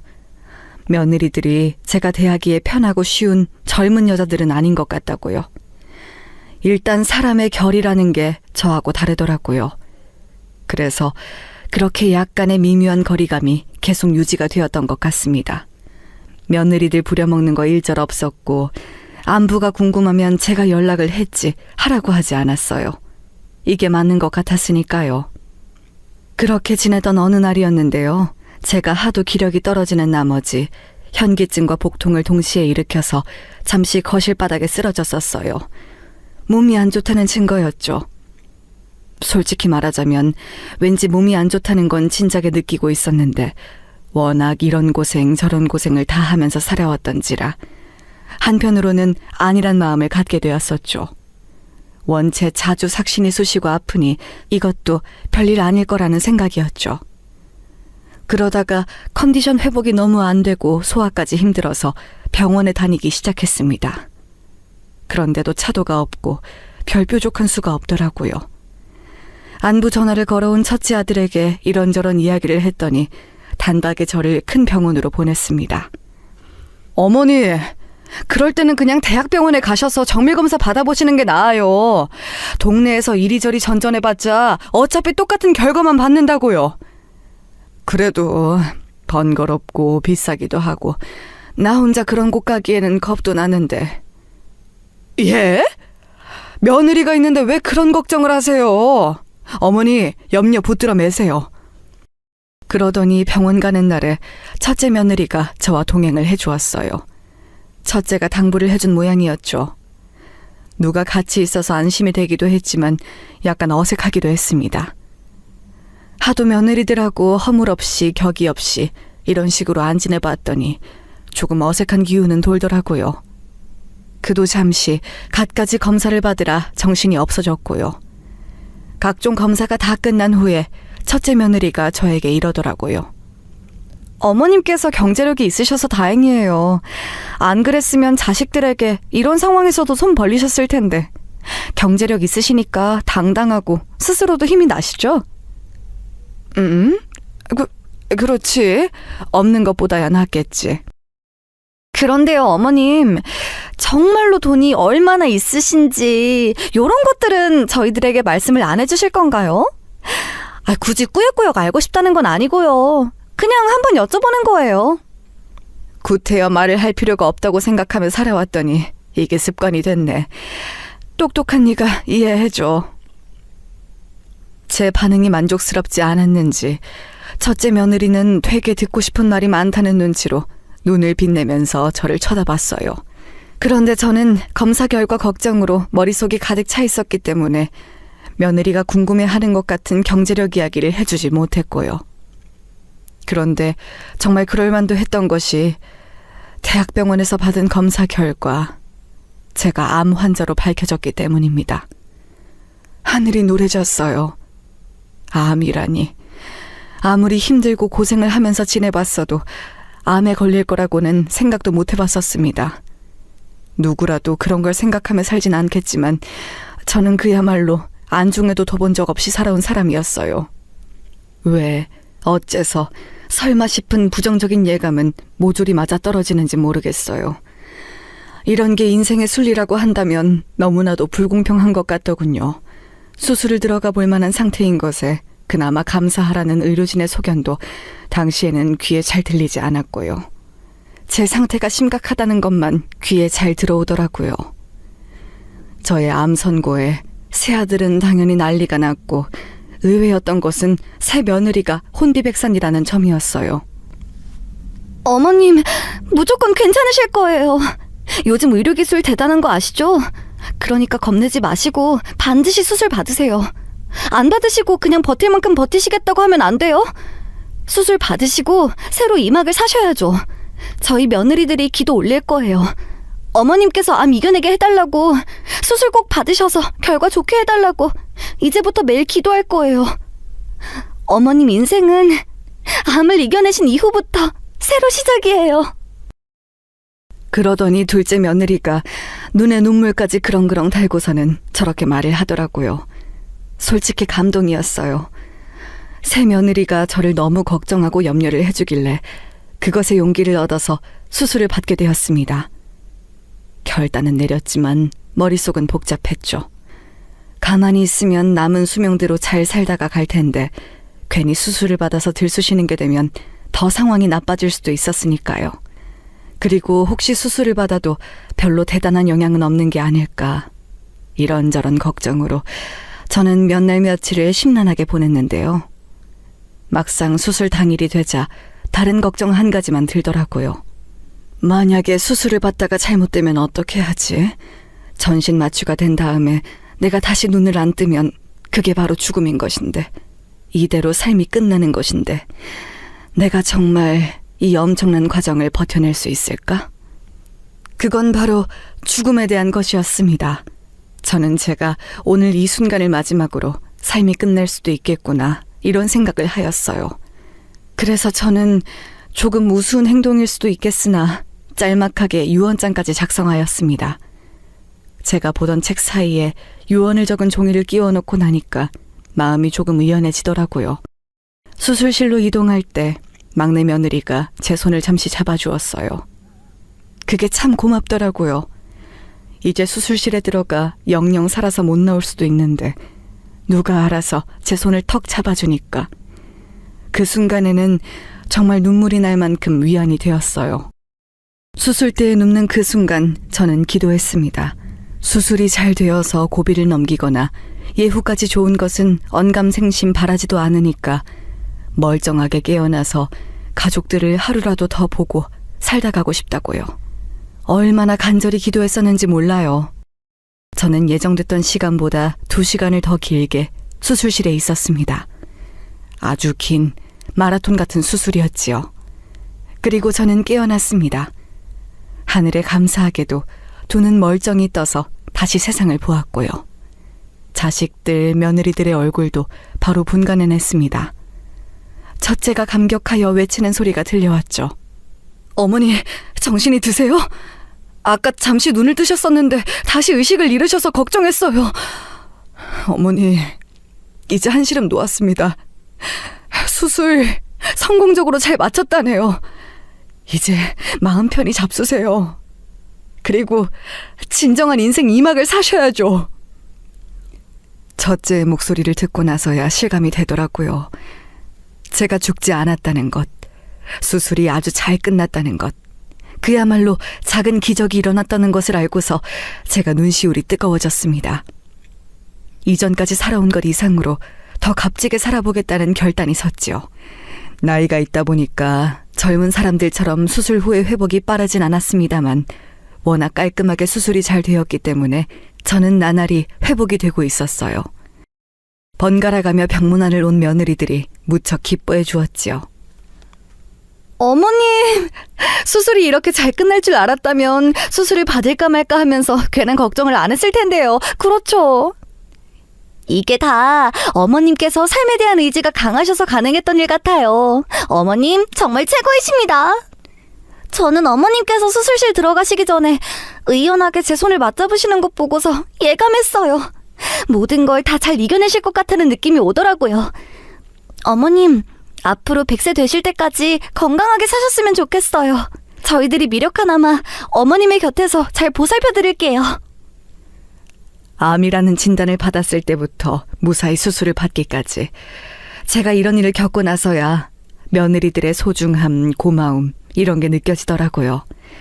그 이전까지는 솔직히 말해서 제 아들들의 배우자라는 생각만 강했지 저라는 사람의 며느리들이라는 개념으로 와닿진 않았었어요. 남들은 며느리만 생기면 지지고 볶으면서 말 많은 고부관계 형성하고 산다는데 저는 그렇지 않았으니까요. 제가 어렵고 힘들게 자식 키워내면서 그렇게 산 사람이었기 때문에 되려 저의 이런 점이 며느리들에게 부담으로 작용하고 또 저도 모르는 사이 불평불만과 잔소리가 많은 시어머니가 되어버릴까봐 살짝 건조한 고부관계로 지내온 것이 사실이었습니다. 그런데 이럴 줄 알았으면 진작에 지지고 볶고 살면서 가까이 잘 지내볼 걸. 이런 후회가 들 정도로 며느리들이 저에게 참 잘했어요. 살뜰하게 저를 걱정하고 살피고 또 응원하고 이런 모습들을 보면서 제가 감동도 받았습니다. 퇴원해서 꼬박 한 달이 지났을 때 제가 주말에 다들 모이라고 그래서 다 같이 식사를 했는데요. 새 며느리들에게 제가 따로 그날 이렇게 말을 했습니다. 내가 이런 속마음을 꺼내놓고 사는 것에 영 재주가 없는 사람이야. 여자 혼자 아들만 셋 키우고 살면서 나약한 면모를 보이면 안 된다는 강박에 시달렸기 때문인지 습관적으로 굳어져서 쉽게 겸연쩍어하고 멋쩍어 하느라 속마음을 잘 내비치지 못하는데 이번엔 내가 너희들에게 꼭 말로 내 마음을 전해야겠다 싶더구나. 다들 고맙다. 고마워. 내 아들들하고 결혼해줘서 고맙고 내 며느리들이 되어줘서 고맙고 이번처럼 나에게 큰 일이 닥쳤을 때 한마음 한뜻으로 나를 위해 기도해줘서 고마워. 덕분에 내가 기적처럼 목숨 건지고 다시 건강을 욕심내게 된 것이 아닐까 싶네. 우리 앞으로 멋지게 살아보자. 너희들에게 정말 좋은 시어머니 작정하고 되어볼게. 얼마나 쑥스러웠는지 몰라요. 제가 죽다 살아난 사람이기 때문에 한 번 더 인생을 선물 받았다고 생각하면서 마음가짐을 달리했기에 가능한 일이었습니다. 아니었다면 민망해서 절대 제 입에 그런 소리 못 담았을 것 같아요. 새 며느리는 내심 놀란 것인지 별 말도 못하고 그저 고개들만 끄덕끄덕하면서 저를 향해 웃어주더라고요. 이런 수더분한 며느리들을 그간 제가 몰라보고 더욱 가까이 두지 못하고 지내온 게 재차 아쉬울 따름이었습니다. 제가 며느리들을 향해 덕담 몇 마디 더 던졌고요.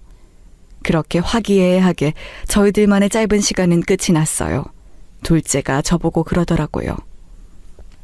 어머니, 수술 잘 받으시고 암을 이겨내시더니 부쩍 며느리들과 가까운 시어머니가 되신 것 같네요. 나는 원래부터 며느리들과 가까이 잘 지내보고 싶었어.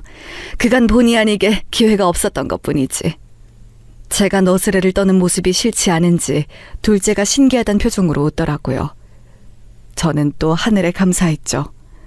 이렇듯 전보다 더 나은 일상을 선사해준 하늘의 선물에 배반하지 않고 더 멋지게 살아보리라 싶었습니다. 저는 그때 어떤 생각까지 했는가 하면요.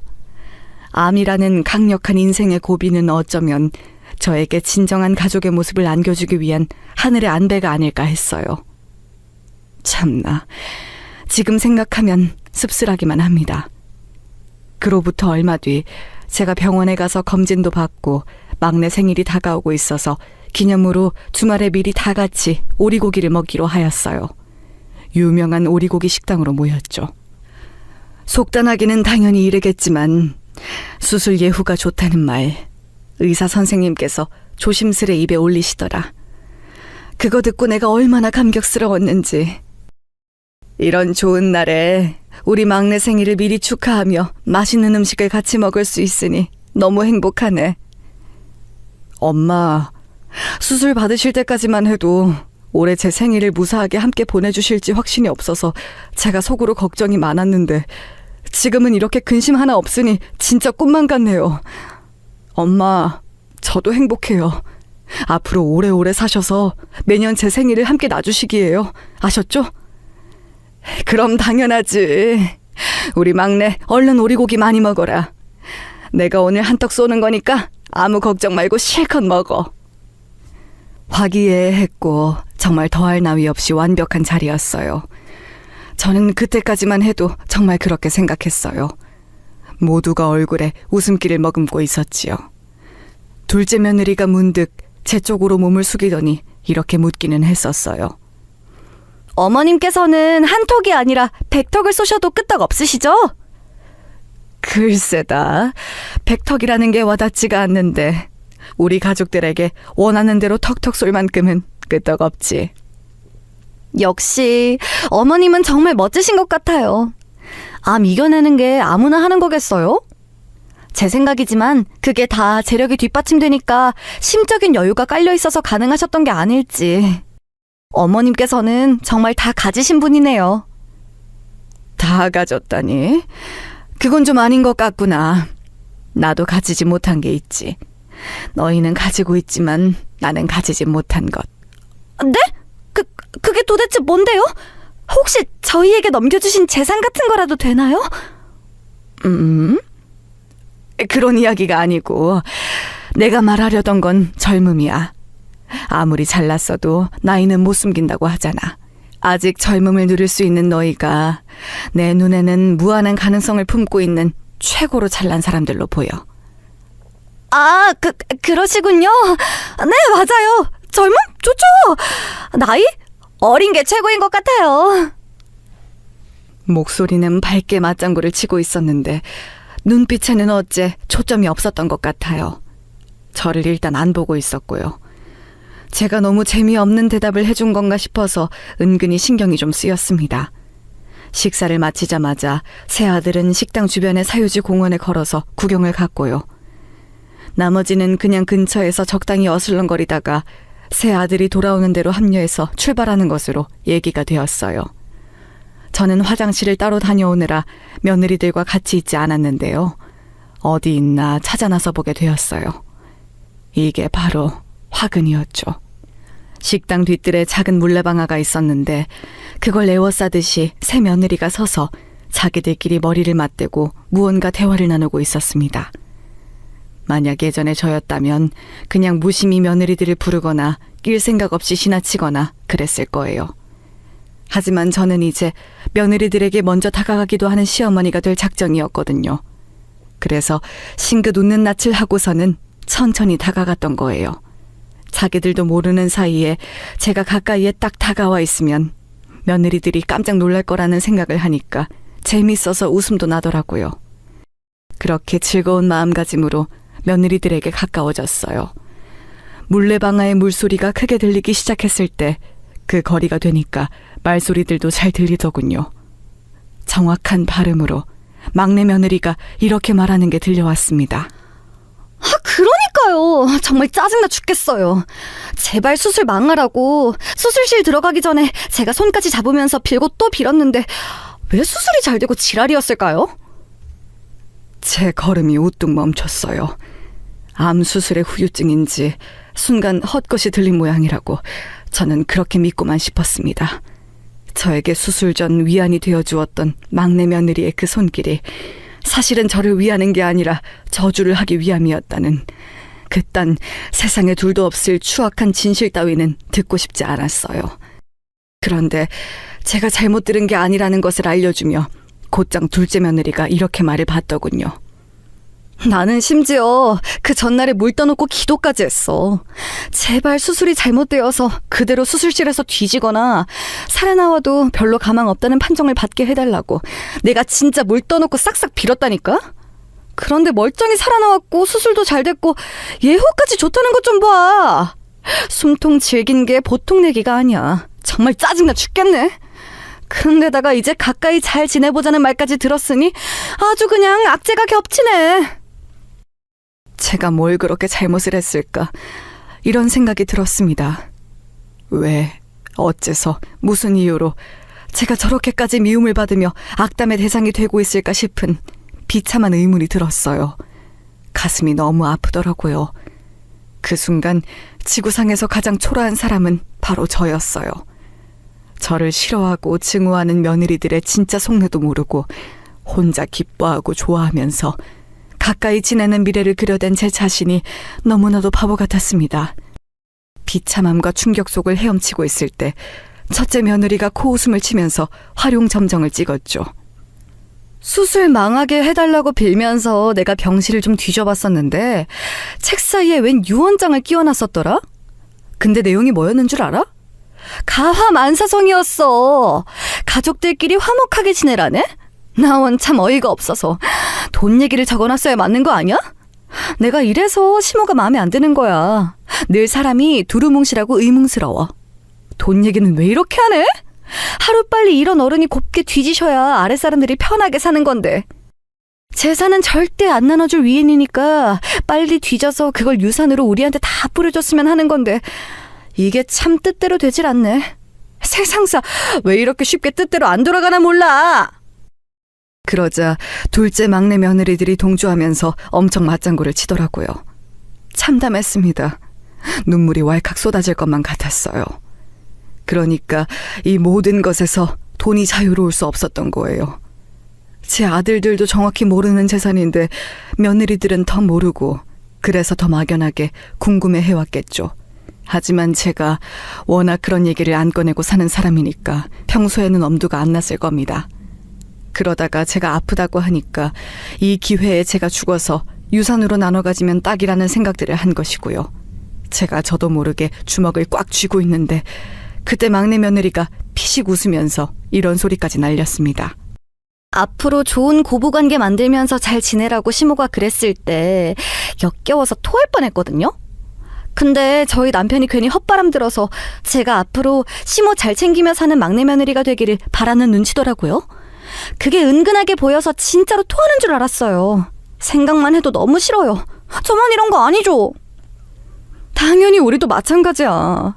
집안에 꽁쳐놓은 재산 좀 있는 것 같아서 결혼도 한 거고 지금까지 참고 산 건데 왠지 좋은 선택이 아니었던 것 같아서 허무하네. 몰래 바람이라도 안 피우고 있었으면 정말 억울해서 큰일 날 뻔했어. 그런데 첫째 며느리의 엄청난 발언이 튀어나왔고 저는 그때 되려 뒷걸음질을 살짝 쳤습니다. 이들이 제가 순간적으로 직감한 것 이상으로 과감한 가면을 쓰고 살아가고 있다는 판단이 서더라고요. 둘째 며느리는 아예 한 배를 타기라도 한 것인지 첫째 며느리를 보면서 고개를 끄덕였죠. 절대 바람 걸릴 일 없고 걸려도 잡아떼면 그만이고 딱 이 정도 수준으로 앙큼하게 바람 피우고 사니까 재민 있어요. 이런 재미 아니었으면 저는 진작에 이혼했을 것 같네요. 아무튼 마음에 안 드는 시무가 안 뒤져서 너무 속상하긴 한데 이러다가 또 어느 날 갑자기 계단에 굴러떨어져서 저 세상 갈 수도 있는 거니까요. 당분간 기대를 완전히 놓진 않고 살 거예요. 어처구니가 없었습니다. 그 정도로 은밀하고 철두철미한 바람을 첫째와 둘째는 여태 피우면서 살아온 모양이었어요. 저는 수술 직후보다 머리가 더욱 아파오는 걸 느꼈어요. 막내까지 가세해서 바람 피우는 이야기, 재미없는 남편들 데리고 사는 이야기, 주는 거 없이 얄밉고 꼴보기 싫은 시모욕. 이런 걸 셋이 신나게 주고받는 현장을 제가 계속 목격하고 있다는 게 현실성이 없었습니다. 저는 정신을 차리려고 했죠. 이럴 때일수록 침착해야 한다. 지독한 배신감으로 슬퍼하는 건 나중의 일이야. 우선은 내가 어떻게 대처해야 하는지 방안을 세워야 해. 만약에 지금 이것들에게 진실을 요구한다면 쏙 숨어버리겠지. 나와 내 아들들을 기만하며 지내온 것 전부 그런 적 없는 척 뻔뻔하게 꾸며낼 거야. 그렇다면 이걸 어떻게 아들들에게 알리면 좋을까? 그런 생각을 하자마자 저는 깨달았어요. 제가 원하는 건 아들들이 며느리들과 싹 다 이혼하는 것이었죠. 너무나도 저급한 사상을 가지고 있는 며느리들을 저는 두 번 다시 보고 싶지도 않았거든요. 그날 자리를 파하면서 첫째 며느리가 저에게 인사를 하는데 정말 가증스럽게 느껴지더라고요. 어머님, 오리고기 너무 맛있었어요. 정말 잘 먹었습니다. 이렇게 맛있는 음식을 어머님께 얻어먹고 살면 언젠가는 다른 것도 얻어먹을 수 있으려나요? 집이라든지 땅이라든지? 그냥 농담이지만 아무나 이런 농담할 수 있는 거 아니니까. 멋지신 시어머니를 둔 저는 아주 복받은 며느리인 것 같네요. 조심히 들어가시고 잘 쉬세요. 어머님 위해서 오늘은 제가 감사기도 올리고 잘 생각이에요. 그렇게 말을 하자 둘째하고 막내 며느리가 웃음을 꾹 참는 얼굴들이 되더라고요. 그러니까 이것들이 작당하고 속으로 저를 기만하면서 자기들끼리 저를 놀려먹고 있는 거였어요. 감사기도는 개뿔이고 저보고 빨리 뒤지라는 저주만 날릴 예정인 게 분명했죠. 어쩜 이렇게 못된 것들에게 잘못 걸려서 결혼들을 했는지. 저는 제가 기만당해서 속이 상하는 것보다 아들들 생각에 너무 속상해서 잠을 설쳤습니다. 아들들에게 제가 따로 물어봤어요. 며느리들하고 평소 부부 사이는 문제없이 괜찮아 왔는가 하는 여부를 말이죠. 갑자기 그런 건 왜 물어보세요? 암 수술 받고 나시니까 정말 세상이 달리 여겨지시나 봐요. 어머니가 이런 거 쉽사리 물어보실 분이 아닌데. 부부 사이가 맨날 그냥저냥 평범하죠 뭐. 별거 없어요. 맨날 똑같이 살아요. 첫째가 당황스러워하면서 대답했는데 그 뉘앙스에서 저는 100% 신뢰하는 부부 사이는 아니다라는 느낌을 받았습니다. 왜냐하면 우물쭈물거리더라고요. 둘째나 막내도 마찬가지였고요. 누구 하나 무조건 좋다고 하지 않았습니다. 가뜩이나 며느리들에 대한 충격으로 제가 들끓고 있었는데 아들들이 이런 반응을 보여주니 제가 망설일 이유 따윈 없었죠. 세 아들을 따로 불러놓고 제가 엄청난 이야기를 꺼냈습니다. 내가 이런 문제 가지고 농담할 이유도 전혀 없고 그러니까 다들 진지하게 내 말을 들어줬으면 해. 나는 재산을 미리 상속해줄 생각이야. 너희들이 알고 예상하는 것보다는 확실하게 많다는 거, 받아먹을 만한 양이 충분히 되는 재산이라는 거, 그걸 정확하게 못을 받고 싶구나. 그게 정말이세요, 어머니? 재산은 절대 미리 안 주실 거라고 생각했는데. 저 사실은 반쯤 포기하고 있었는데 이렇게 직접 말씀해 주시니까 너무 속이 시원해요. 엄마, 그런데 갑자기 왜 마음이 바뀌셨어요? 원래는 더 손에 쥐고 계실 줄 알았는데요.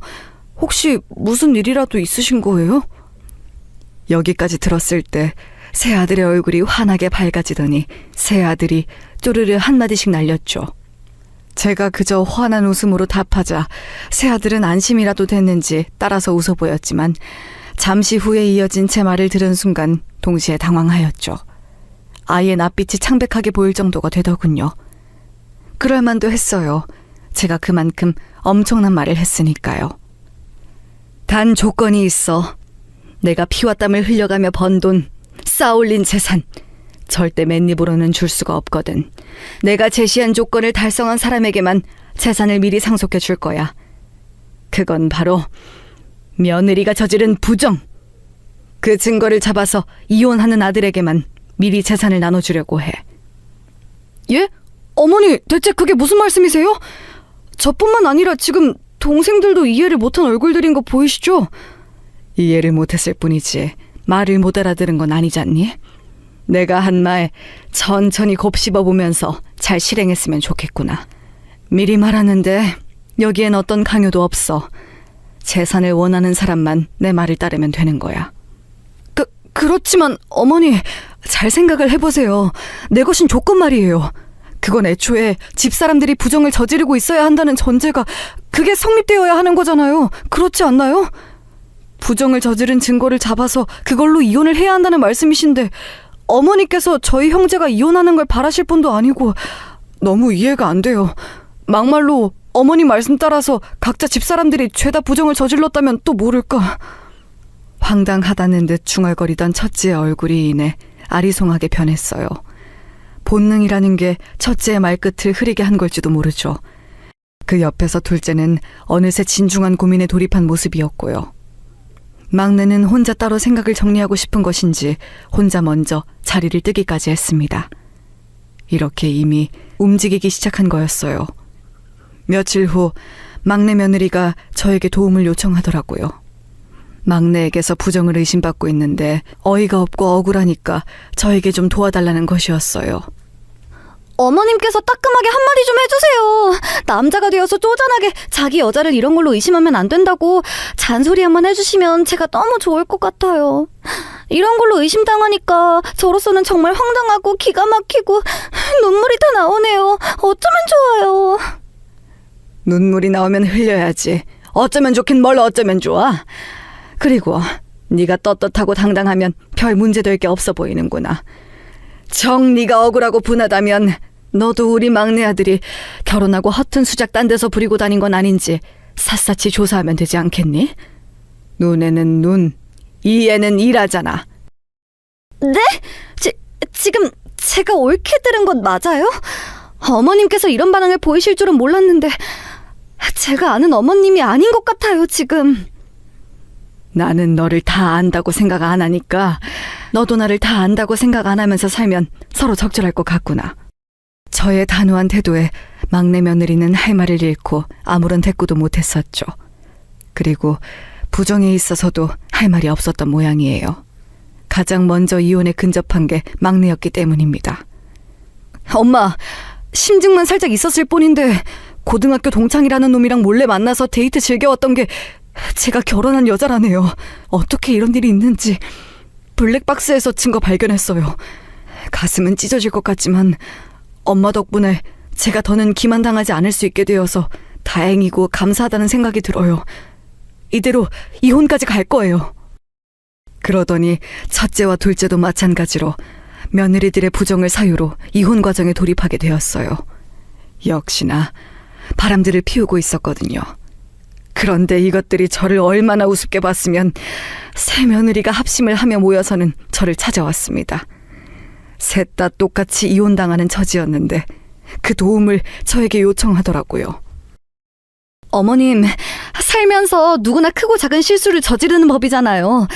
저희가 저지른 실수도 그런 거였어요. 누구나 한 번쯤 저지를 수 있는 실수요. 한순간의 충동, 유혹, 이런 걸 못 이긴 죄였네요. 하지만 기회가 다시 주어진다면 더 잘할 수 있어요. 어머님께서도 수술 받으신 이후에 그 전보다 더 잘 살고 계신 거 아닌가요? 그런 것처럼 저희도 기회를 받아야 한다고 생각합니다. 내조 잘하는 아내들로 저희가 거듭날게요. 그러니까 부디 어머님께서 나서주세요. 첫째 며느리가 그 중에서 대표랍시고 발언하면서 눈물로 호소하는 모습에 제가 옅게 웃었습니다. 황당해서 자연스레 나온 웃음이었네요. 실수? 너희들이 내 아들들을 두고 부정을 저지른 게 실수다? 그래, 그건 그렇다고 치자. 그렇다면 나를 죽으라고 저주하고 내 흉을 보며 비웃고 힐난해온 것은 그것도 실수인 거니? 어디 한번 내 앞에서 당당하게 말을 해봐. 그것도 실수였는지. 제가 싸늘하게 말했고 새 며느리의 표정은 동시에 굳어졌어요. 본인들의 추악한 이중적인 면모를 제가 다 알고 있다는 것을 그 순간 새 며느리도 안 것이었죠. 차마 대꾸할 배짱까진 없는지 저마다 시선을 돌리면서 침묵을 지키더군요. 뭔가 변명이라도 해보고 싶은 듯 입술들은 한 번씩 달싹거렸지만 그게 전부였어요. 저는 새 며느리를 그대로 쫓아냈습니다. 그리고 새 며느리는 저희 집에서도 싹 다 쫓겨났죠. 시간의 차이는 조금씩 있었습니다만 결과적으로 줄줄이 셋 다 이혼당했어요. 그리고 저는 약속대로 새 아들에게 재산을 미리 나눠주고자 했는데 의외의 상황을 마주하였습니다. 새 아들이 고개를 저은 거예요. 어머니, 아둔한 저희가 알지 못했던 부분들을 다 아시고 이렇게 안배를 하신 거였겠죠. 저희는 아직 어머니께서 일구신 귀한 재산을 받을 자격이 안 되는 것 같아요. 저희끼리도 대화를 나눠봤는데 미리 그 재산을 쥐고 있으면 풍요롭고 행복하기야 하겠지만 저희 각자가 더 발전하고 스스로 나아가는 데 있어서 도움이 되는 건 아닐 거라고 여겼습니다. 어차피 나중에는 저희 몫으로 떨어진 그 재산 미리 받지 않고 지금은 저희 각자가 더 정진하며 스스로의 힘을 길러볼게요. 그렇게 사는 게 맞는 것 같아요. 이혼을 겪고 나서 첫째는 얼굴이 좀 상해 있었는데요. 그래서 걱정했건만 대견하게도 형제 대표로 그렇게 말을 하는 것에 제가 눈물이 찔끔 나왔습니다. 그제야 이런 생각이 들더라고요. 내가 자식들을 잘 키웠구나. 자식 농사를 잘못 지은 게 아니구나. 이런 행복한 생각이 들면서 기쁨의 눈물을 흘린 거였네요. 그 후로 새 아들은 저마다 원래 하던 일들을 열심히 하기도 하고 새로운 도전을 하기도 하면서 전보다 훨씬 더 잘 지냈습니다. 각자 새로운 사람도 만났고요. 사람 보는 눈들을 기른 것인지 참하면서도 야무진 여자들만 새로 만나서 제 입이 찢어질 뻔했습니다. 본의 아니게 우연히 들어버린 전 며느리들의 현황은 각자 친정하고 대판 싸워서 자기 식구들과는 멀어졌고 아무도 새로운 상대를 만나지 못했고 대략 그런 모양이었습니다. 그렇다면 바람 피우던 상대들은 그저 스릴을 즐기기 위한 용도였나 봐요. 알다가도 모르겠네요, 정말. 어찌됐든 지금 이 상황을 애초에 의도해 본 적은 없었으나 이렇게 흘러왔고 이런 모습의 현재를 잘 살아가 보려고 매일 최선을 다하는 중이랍니다.